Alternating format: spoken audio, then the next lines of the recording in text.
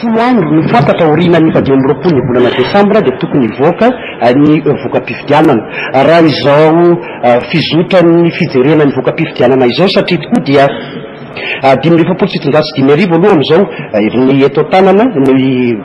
pro-pifidianana nazahoana vokatra mety ho tratra ve io folo andro io.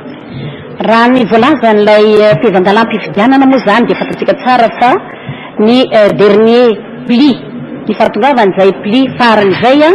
no folo andro manaraka eo fa ny senita moa zany no nandray an'ilay défi hoe jour J plus 3 zany hoe telo andro aorian'ny fifidianana dia ho tonga eo anivon'ny district ny voka-pifidianana rehetra. Am'izao tsika miteny zao zany dia angamba ray isan-jato sisa no tsy tonga eo anivon'ny district fa 99% zany dia efa tonga eo reny zany le toerana enclavé zay efa misy ny hélicoptère mitatitra azy am'izao fotoana zao.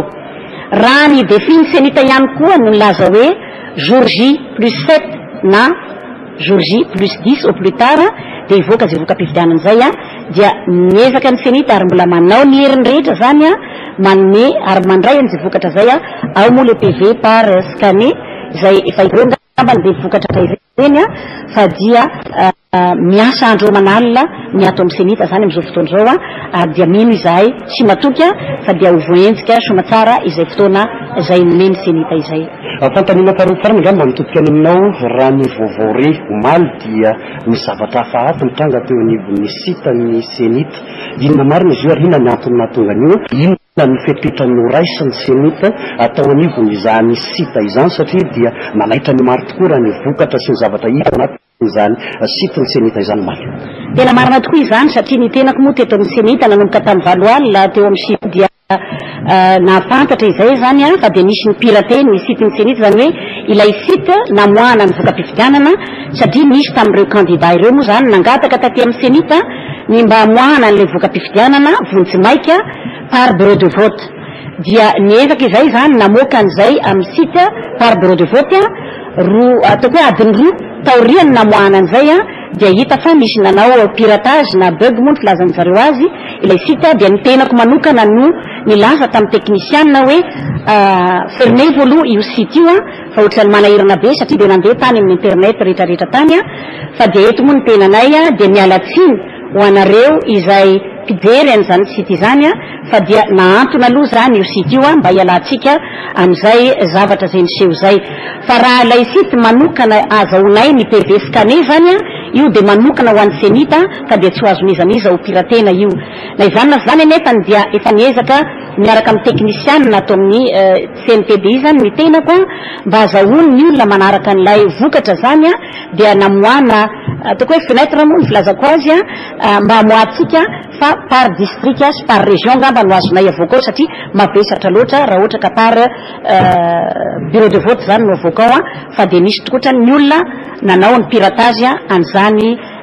site izany izay mbola eo ampanadiadinana zany ampijerevana zany moa ny technicianna am'izao fotoana izao. Tsy nanaovan'ny vokatra fiampelantanana ve zay rehetra izay tao anatin'ny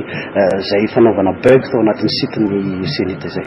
Tsy manova izay satria ny grand écran zay mivoaka ato zany dia nivokatra ara-dalàna sy mavy atao aminay no mivoaka ao fa ny tany amin'ilay site moa zany no nisy na ny pirate araka lazaintsika zay na ny vokatra zay tsy marina ary dia mbola verinay hoe tsy marina fa nisy ny pirate fa ny ato amin'ny senita zany dia anatin'ny mangarahara ary